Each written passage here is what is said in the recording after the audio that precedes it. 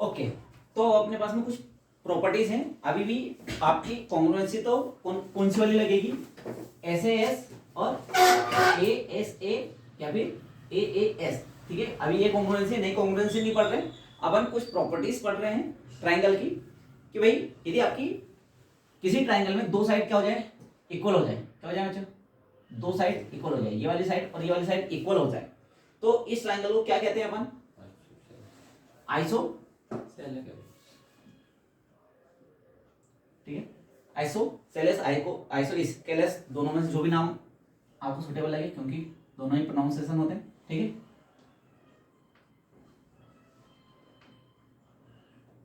ठीक है, isosceles triangle, isosceles triangle, ABC ऐसा ट्राइंगल जिसकी AB साइड जो है AC के बराबर है। अब अपन ने ये भी पढ़ रखा है इस ट्राइंगल के अंदर कि इसके जो अपोजिट एंगल होते हैं वो क्या होते हैं बच्चों, इक्वल होते हैं। एंगल ABC इक्वल होगा एंगल ACB के। आज अपन इस चीज को, इस थ्योरम को प्रूव करेंगे सबसे पहले कि ये इक्वल कैसे होते हैं। तो आइए इसको प्रूव करते हैं। अपन ने एक ट्राइंगल ले लिया, ठीक है, ABC, और अपने को ये दे रखा है कि भैया ये दोनों इक्वल है, ठीक है। अब अपन ने एक एंगल ए का बाइसेक्टर डाला, क्या डाला, जो कि एंगल ए को क्या करे, बाइसेक्ट करे, है ना। AM इज परपेंडिकुलर बाइसेक्टर वो भी लगा सकते हैं, ठीक है। देखो परपेंडिकुलर बाइसेक्टर का अपने को कंफर्म नहीं है ना कि जो यहाँ से अपन बाइसेक्टर डालेंगे वो सामने वाली लाइन के ऊपर क्या हो, परपेंडिकुलर। वैसे अपने को पता है आइसोसेलेस ट्राइंगल के अंदर होता है ऐसा, पर फिर भी अभी अपन उस चीज को मान के नहीं चल रहे। अपन तो ये कर रहे हैं कि एंगल ए को, ए से अपन ने एक बाइसेक्टर डाला है, ठीक है। एंगल ए से एक बाइसेक्टर डाला है अपन ने, मतलब कि एक एंगल ए का एक बाइसेक्टर बनाया है। एंगल ए का बाइसेक्टर बनाया है तो मैं यहाँ पे क्या बोल सकता हूँ कि BAM इक्वल होगा एंगल CAM के, अपन ये बात बोल सकते हैं। तो आइए अपन दो ट्राइंगल आपको यहाँ पे दिख रहे होंगे, ABM और AMC। तो triangle ABM and triangle ACM, ठीक है, इन ट्राइंगल। अब यहाँ पे आपको ये तो दे रखा है कि AB इक्वल है किसके, AC के, गिवन। उसके बाद में angle BAM equal to angle CAM, ये भी अपन ने क्या किया, कंस्ट्रक्ट किया। अपन ने ये भी बनाया है, कंस्ट्रक्शन से अपन ने ये बता दिया कि ये दोनों एंगल क्या इक्वल है। उसके बाद में AM कॉमन है, AM is equal to AM। अब ये कॉमन है तो इसमें अपन क्या बता सकते हैं कि भाई ट्राइंगल ABM कॉन्ग्रुएंट होगा ट्राइंगल। अब देखो यहाँ पे लिखते समय चीज का ध्यान रखना, जैसे कि आपको दिख रहा है A, अभी अपने बताया था ये A और एंगल A एंगल है, तो जहां पर A वर्टेक्स लिखा है उस जगह पर A वर्टेक्स लिखेंगे, ठीक है। और आपको दिख रहा है कि M जो है इसके ऊपर अपन जो एंगल बना रहे हैं, ठीक है, या मैं कहूं कि M जो बन रहा है वो किससे बन रहा है, ये कॉमन साइड और इस वाली साइड से, ठीक है। और यहाँ पर ये M कॉमन, एक तो ये वाली साइड और इस वाली साइड से बन रहा है। इसका मतलब क्या है, आपका M की जगह पर M आना चाहिए, तो यहाँ पे बचा क्या, C आना चाहिए। तो देखो B की जगह C आ रहा है तो अपन बोल सकते हैं कि एंगल B इक्वल है एंगल C के बाई CPCT, ठीक है। और ये कॉन्ग्रुएंसी अपन ने किसे प्रूव की, YSAS। तो देखो ये अपन ने प्रूव कर दिया कि एंगल B क्या है, एंगल C के इक्वल है बाई CPCT से। तो यहाँ पे अब अपन हमेशा क्या प्रॉपर्टी याद रखेंगे, आपकी थ्योरम नंबर 7.2 क्या बोलती है कि angle opposite is to equal side of isosceles triangle are equal, ठीक है। कि भाई आइसोसेलेस ट्राइंगल के अंदर जो साइड इक्वल है उसके अपोजिट एंगल भी क्या होंगे, इक्वल होंगे। अब इसी का कन्वर्जन अपन 7.3 बोलते हैं कि भाई अपन को पहले से कोई एंगल इक्वल दे रखें कि कोई एक ट्राइंगल है जिसमें एंगल इक्वल है, क्या है कि भैया ये एंगल आपको बोल रहा है कि इक्वल है, तो अपन क्या बोल सकते हैं इस बात से कि इसकी अपोजिट साइडें भी क्या होंगी, इक्वल होंगी। अगर तीनों एंगल इक्वल, ठीक है, अच्छा, तीनों एंगल इक्वल हो जाएंगे तो आपका कौन सा वाला हो जाएगा, इक्विलेटरल ट्राइंगल हो जाएगा, ठीक है। जिसमें अपन ने देखे थे कि तीनों साइडें इक्वल होती है क्योंकि तीनों एंगल इक्वल होते हैं, ठीक है। तो उसके एंगल भी इक्वल होते हैं, साइड भी इक्वल होती है, तो दो साइड इक्वल है तो उनके अपोजिट एंगल भी इक्वल होंगे, ठीक है। आइए इस पर बेस अपन कुछ क्वेश्चन लगाते हैं, ठीक है। प्रूफ देख लिया ना, समझ में आ गया, ठीक है। ये चीजें अपन हवा में बात नहीं कर रहे होते हैं, इन सबका प्रूफ है, ठीक है। ओके, आपका एक क्वेश्चन है कि भाई एक ट्राइंगल है आपको, ठीक है, ये ट्राइंगल दिया हुआ है,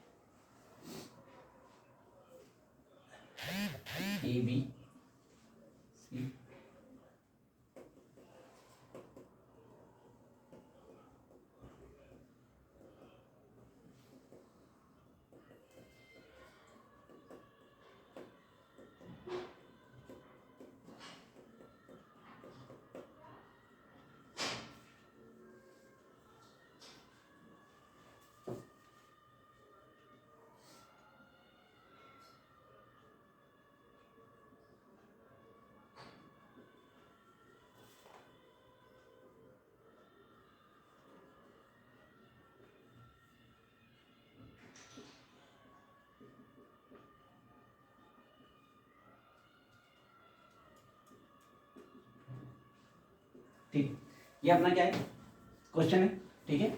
E and F are respectively the mid point of equal side A B and A C triangle A B C so that B F,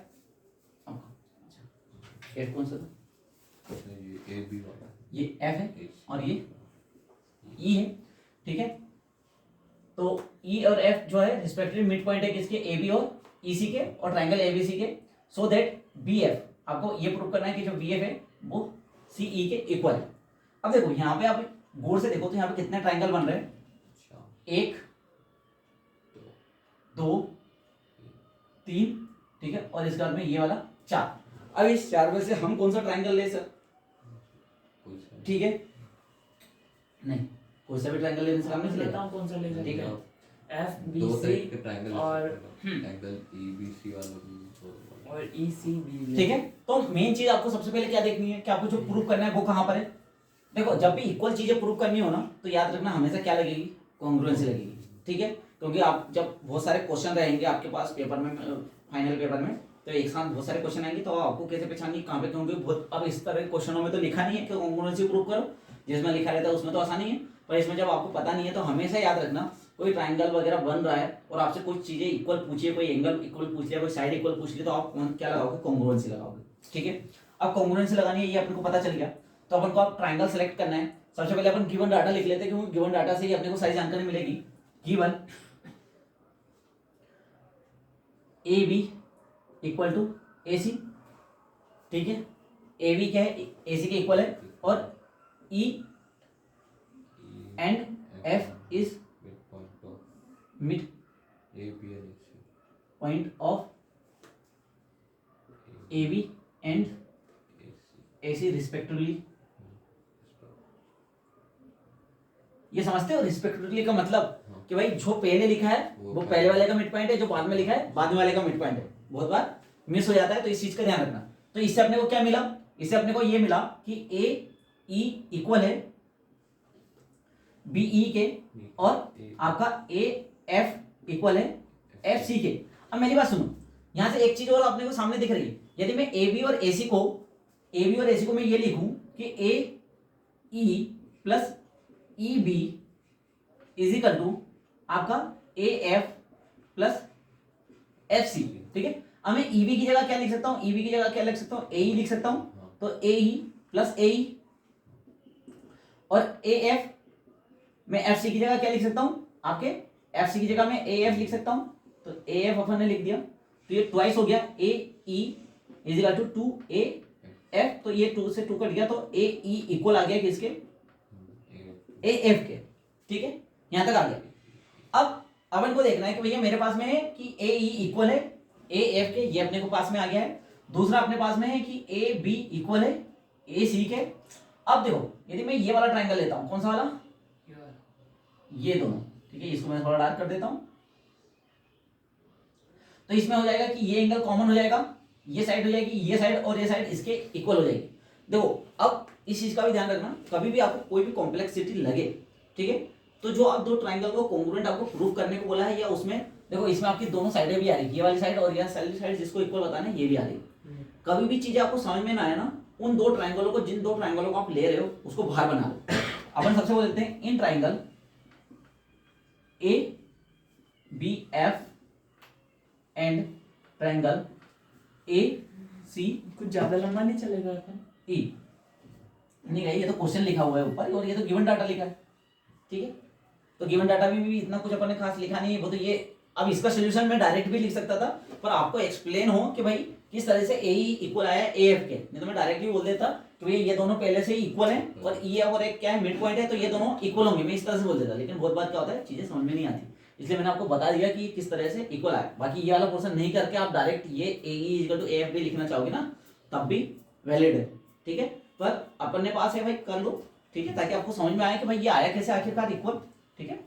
अब जो ये दोनों ट्राइंगल आपको बना, मतलब कि किसी भी तरीके से कंफ्यूजन हो कि सर मैं इनमें कॉन्ग्रुएंसी कैसे लगाऊं, मुझे समझ में नहीं आ रहा है, तो इन दोनों ट्राइंगल को बाहर उठा के बना लो, ठीक है। ये है ए एफ बी बी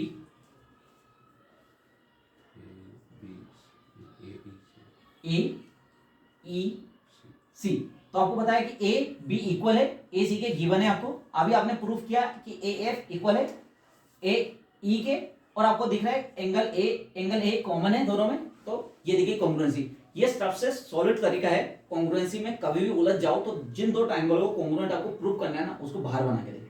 बाहर बनाने के बाद में आप गिवन डाटा जो भी आपको दिया है उसमें बनाते जाओ, ड्रॉ करते जाओ, ठीक है। और उसके बाद में आप इस चीज को बहुत ही इजीली प्रूव कर दोगे। कभी भी दिक्कत आए ना किसी भी क्वेश्चन में तो यही करना, ठीक है। ये सबसे सॉलिड तरीका है, और यह काम आप रफ में कर सकते हो, और यदि आप एग्जाम में बाहर पे वहां पे भी करते हो ना, कोई इसको कट नहीं करेगा, ठीक है।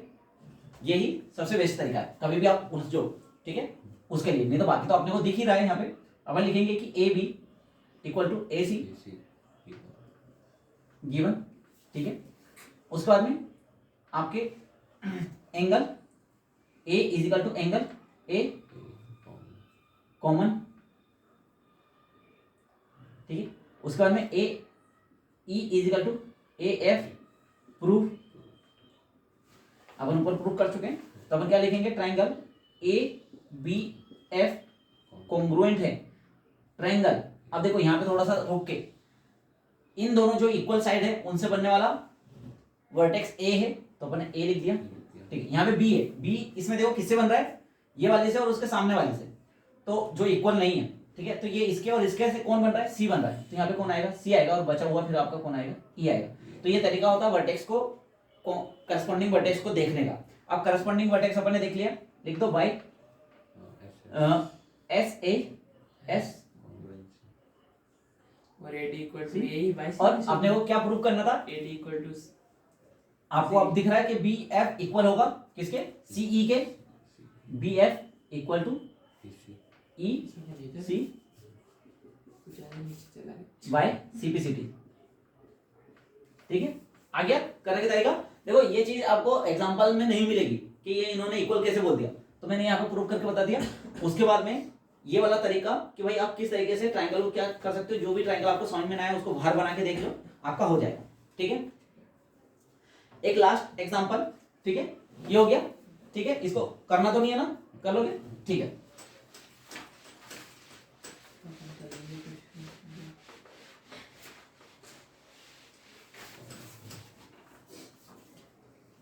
अब लग रहा है थोड़ा लगेगा, जैसे जैसे चीजें याद होती जाएंगी आपको इजी लगता जाएगा। यहाँ पे सब याद रखने का खेल, जितनी प्रॉपर्टीज आपको लाइन एंगल की याद होगी, जितनी भी अभी तक अपन ने ट्रिग्नोमेट्री का मतलब कि ज्योमेट्री के अंदर जितनी भी प्रॉपर्टीज पढ़ी है कि भैया आपके ट्रायंगल कितने टाइप के होते हैं, आइसोसेलेस क्या होता है, उसकी प्रॉपर्टी क्या होती है, एक्सटर्नल एंगल की प्रॉपर्टी होगी, ठीक है। जितनी ज्यादा अच्छी प्रॉपर्टी आपको याद होगी उतना ये चीजें ईजी होती जाएगी। ये तभी डिफिकल्ट लगता है जब अपने को चीजें याद नहीं रहती, क्योंकि यहाँ पे तो प्रॉपर्टी लगा के गिवन डाटा निकालना रहता है, ठीक है। गिवन डाटा आप समझ पाए, क्योंकि इसी से ज्योमेट्री के वर्ड्स, जैसे आप किसी को बाइसेक्टर नहीं पता कैसे करेगा, परपेंडिकुलर नहीं पता, कोई किसी बच्चे को तो रिस्पेक्टिव नहीं पता होता, फिर वो क्या करे, ठीक है। डायग्राम दे दिया तो ठीक है, नहीं दिया तो खेल खत्म, ठीक है। तो इन ये छोटे छोटे शब्दों को है ना अच्छे से याद रखना, और बाकी अपनी लाइन और एंगल वाली प्रॉपर्टी बहुत ज्यादा लगती है उसको याद रखना, ठीक है। तीन प्रॉपर्टीज है, क्या क्या है बताओ। तीन प्रॉपर्टी, यदि दो लाइनें पैरेलल है और एक ट्रांसवर्सल है, दो लाइनें पैरेलल, हाँ एडजेसेंट एंगल, दो लाइनें पैरेलल और ट्रांसफर अल्टरनेट इंटीरियर हो गया, और सेम साइड ऑफ वो ट्रांसफर। अल्टरनेटिव इंटीरियर एंगल क्या होते हैं, इक्वल होते हैं, इक्वल होते हैं, हाँ। सेम साइड ऑफ ट्रांसवर्सल का सम 180 होता है। फिर एक और अल्टरनेट में ये वाला दो पैरेलल करस्पॉन्डिंग एंगल इक्वल होते हैं, हाँ। सेम साइड ऑफ ट्रांसवर्सल का सम क्या होता है 180 होता है, ठीक है। लीनियर पेयर आपको पता होना चाहिए, लीनियर पेयर क्या होता है, क्योंकि लीनियर पेयर भी बहुत जगह लगता है, ठीक है। वर्टिकली अपोजिट एंगल वाली थ्योरम आपको पता होनी चाहिए, ठीक है। ये 5 थ्योरम तो यहाँ से आपको पता ही होना चाहिए।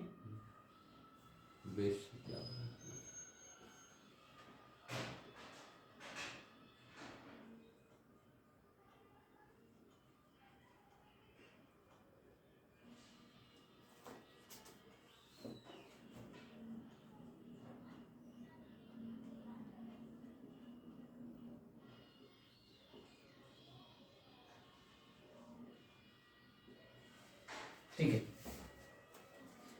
अब देखो अपने को क्या प्रूव करना है, ए डी जो ए डी है वो किसके इक्वल है, ए ई के इक्वल है। मतलब कि यहाँ पे देखो अलग अलग ट्राइंगल्स बनते दिख रहे होंगे सर, कौन सा ट्राइंगल ले, तो सबसे मेन है इस तरह का ट्राइंगल लेना है जिसके अंदर ए डी भी आ रहा हो और क्या आ रहा हो ए ई भी आ रहा हो। ओके, और उसके साथ में क्या लेना है सर, उसके साथ में आपको ऐसी चीजें लेनी है जिससे कि आपकी जो गिवन डाटा है वो भी आ जाए।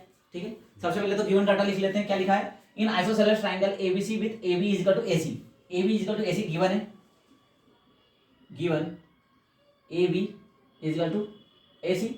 और जब A B is equal to A C दिया हुआ है तो अपन आइसोसेलेस वाले ट्राइंगल प्रॉपर्टी से क्या बता लेंगे कि एंगल बी इक्वल है एंगल सी के, तो angle A B C equal है angle A C B by iso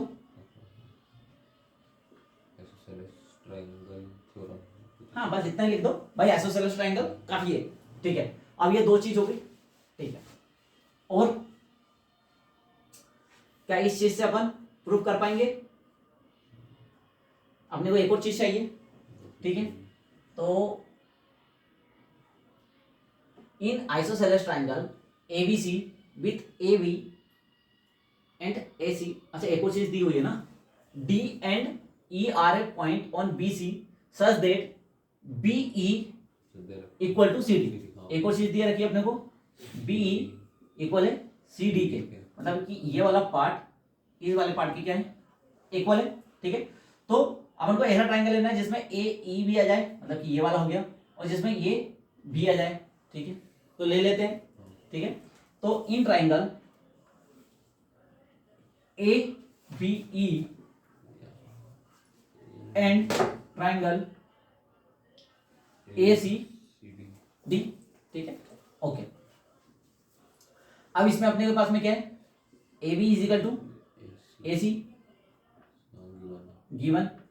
ठीक है, angle A B C is equal to angle A C B.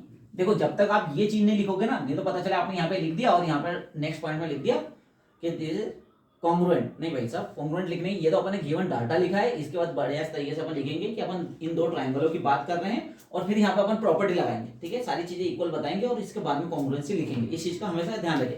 यहाँ पे गिवन डाटा में हो सकता है अपनी सारी चीजें आ गई हो, इसका ये मतलब नहीं है कि अपन ने ट्रायंगल को कॉन्ग्रुएंट प्रूव कर दिया। आप पहले ये लेकर बताना पड़ेगा कि अपन किस दो ट्रायंगल की बात कर रहे हैं, क्योंकि यहाँ पे बहुत सारे ट्रायंगल। ठीक है, ये गिवन डाटा तो अपन ने क्या है क्वेश्चन से निकाला है, जिसके हेल्प से अपन क्या करें कि कॉन्ग्रुएंसी प्रूव करेंगे। ठीक है, ओके।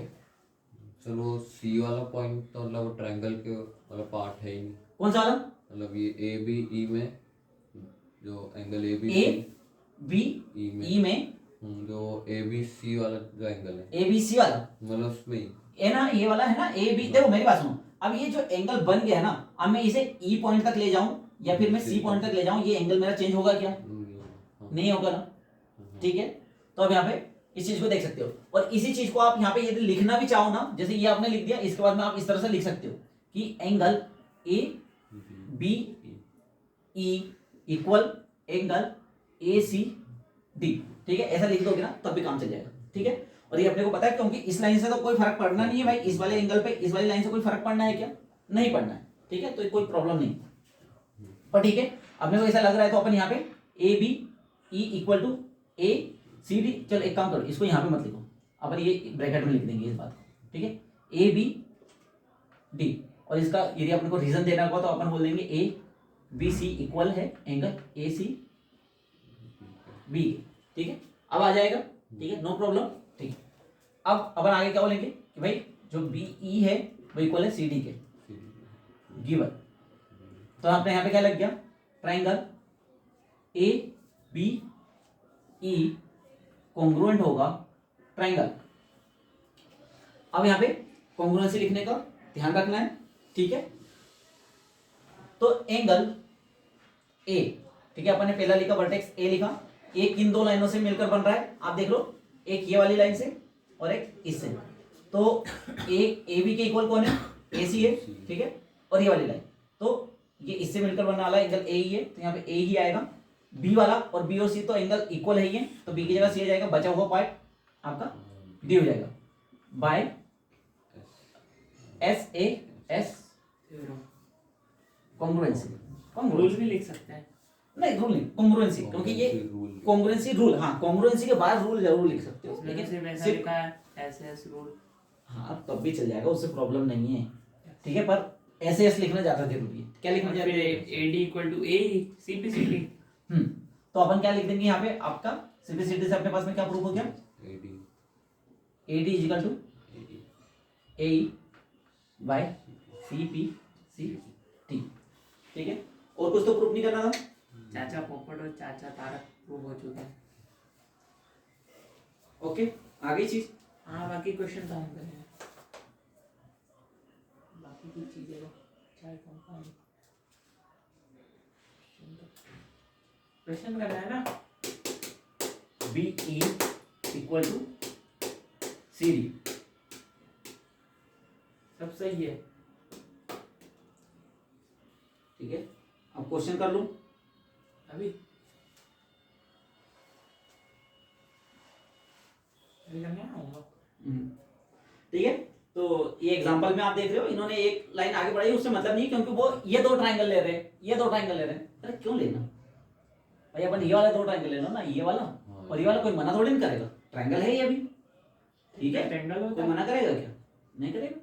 ठीक है भाई, जो चीज शायद डायरेक्ट गिवन है तो फिर अपन माथा पीछे में क्यों पढ़ रहे हैं? ठीक है, तो इससे कोई प्रॉब्लम नहीं। हाँ, यदि वो अपने को बीच में बोल देता, क्या बोल देता कि ये वाला ट्रायंगल ABD कॉन्ग्रुएंट प्रूव करो, कि ABD कॉन्ग्रुएंट प्रूव करो ACE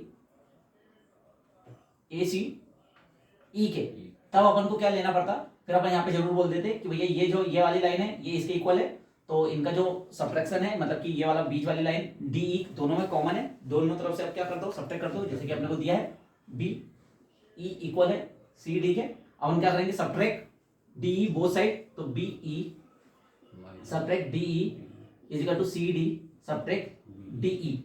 तो अब अपन जब DE को इसमें से सब्ट्रैक्ट कर देंगे तो बचेगा कितना, बस BD इक्वल टू EC, और बाकी सब जो गिवन है कि ये वाली इक्वल है, ये वाली इक्वल है। ठीक है, ये वाला एंगल इक्वल है, ये वाला एंगल इक्वल है, तो साइड एंगल साइड, वो साइड एंगल साइड, ये वाली प्रॉपर्टी यहाँ पे भी लग जाएगी। पर ये कब लगाएंगे, जब अपने को पहले बोले कि भैया ये भी कॉन्ग्रुएंसी प्रूव करो। जब बोला ही नहीं है तो फिर अपने को क्या मतलब, अपने को तो बस किससे मतलब है, AD equal to AE prove करने से। ठीक है, तो उसमें कंफ्यूज नहीं होना कि सर बुक में ऐसा किया है, इसमें अपन ऐसा किया है। ठीक, हाँ ये बात जरूर है, कभी अपने को कॉन्ग्रुएंसी प्रूव करने को बोल देता तो फिर अपन ये वाली तरीके से जा सकते हैं। ठीक है, ओके, तो अब क्वेश्चन लगाओ 7.2 के।